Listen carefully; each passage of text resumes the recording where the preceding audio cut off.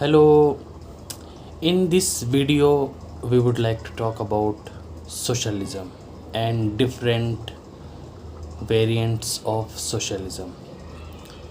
So, let's understand socialism vis a vis liberalism.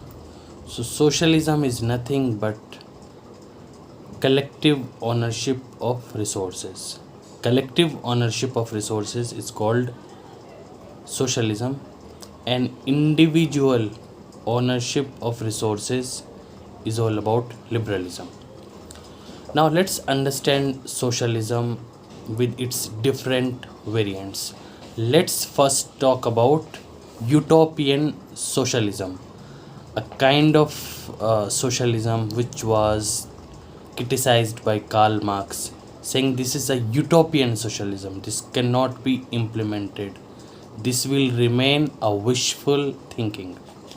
What is the key argument of utopian socialism? Let's see what is the key argument of utopian socialism. So, the key proponents of this theory are Robert Owen, an English industrialist, Charles Fourier, a French industrialist, and Saint-Simon, another French industrialist. These three proponents of utopian socialism, they have argued that profit should be shared with the workers.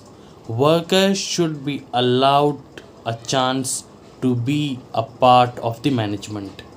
They have appealed, they have literally appealed to the conscience of the capitalist to work tirelessly to improve the miserable condition of the workers. These three notable theorists, the Saint-Simon, Charles Fourier, and Robert Owen, these three notable theorists advocated ideas in favor of the workers in the 19th century. Karl Marx described their thought as utopian socialism as they provided only a superficial understanding of capitalism, and their alternative schemes are wishful and utopian in nature. So, in brief, these utopian socialists, they talk about that working conditions of workers should be improved upon. We should allow workers to work for 8 hours. They should be given a chance, or they should be given an 8 hours for recreation, another 8 hours for sleep. So it's all about advocating for the welfare of the working class. This is utopian socialism. Let's now understand democratic socialism. So democratic socialism is all about achieving socialistic goals through democratic means. Democratic socialism differs from Marxism in its conception of the state. It believes that the state is not an instrument of exploitation of workers, rather, it's an instrument of social welfare. The state, argues democratic socialism, must be made democratic. All classes in society should own the state.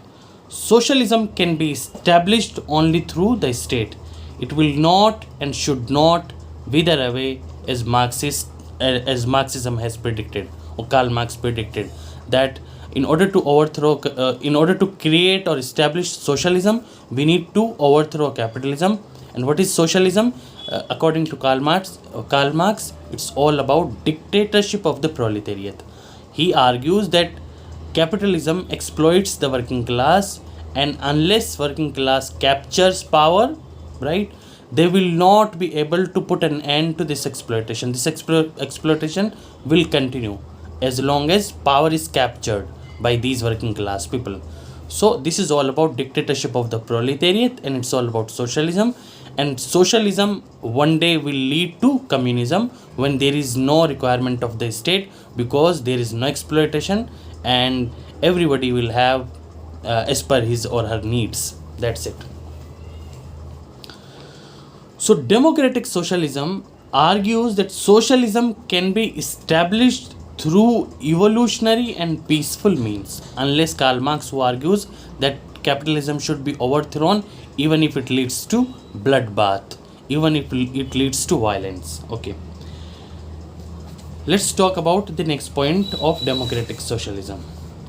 There are crucial differences between Marxism and democratic socialism. Many basic concepts of Marxism are either modified or rejected by democratic socialism. Nevertheless, both have certain similar goals like ending the exploitation of workers and promoting equality among the people. Let's now talk about Fabian Socialism. Fabian Socialism was the British version of socialism propagated by the Fabian Society from 1884. They chose this nomenclature Fabianism because they were inspired by the great Roman general Fabius, who was historically famous for adopting the military strategy of wait and hit hard at the right moment. Sidney Webb, Sidney Oliver, and H.G. Wells brought out the ideology of Fabianism. English playwright George Bernard Shaw was one of the greatest proponents of Fabianism. So, who are the greatest? Who are the exponents of Fabianism? They are Sidney Webb, Sidney Oliver, H.G. Wells, and this George Bernard Shaw. Right? What is the key feature of Fabian socialism?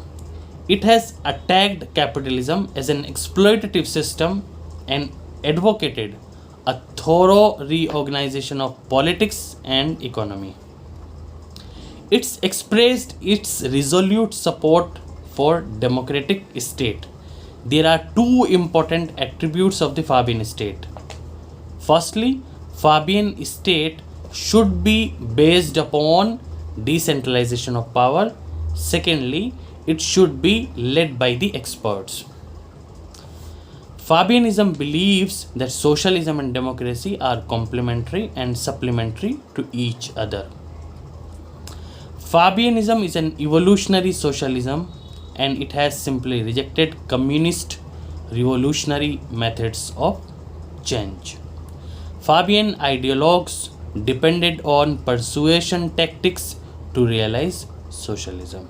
Let's now talk about evolutionary socialism. Evolutionary socialism was initially advocated by Lassalle, one of the earliest leaders of the German social democracy tradition. The ideals or the basic tenets of evolutionary socialism were formally expounded or propagated in the Gothe program in 1875, an important document in the evolution of socialism in Germany and Europe. Later on, Edward Bernstein wrote the book Evolutionary Socialism that attracted the many supporters like Jaurès in France, Ansile in Italy, Boer in Austria. It argues for an evolutionary change in capitalism. So, what is the key argument of evolutionary socialism? It advocates for an evolutionary change in capitalism. Let's now talk about this Guild Socialism. So, it's a kind of evolutionary socialism that emerged in Great Britain in the first 2 decades of the 20th century. The English political thinker and the founder of National Guilds League in England, D.H. Cole, was the leading advocate of this brand of socialism, a plan for economic recovery to propagate the tenets of Guild Socialism. Guild Socialism criticized the exploitation of workers by the capitalists in the Western world, and it was a critique or a protest against capitalism. Guild Socialism does not call for the destruction of the state.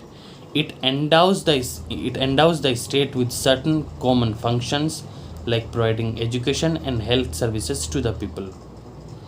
Guild Socialism supported the principle of gradualism to bring about changes in the existing capitalist system.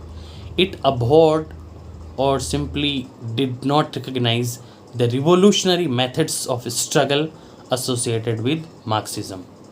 Let's now understand the critique of Guild Socialism.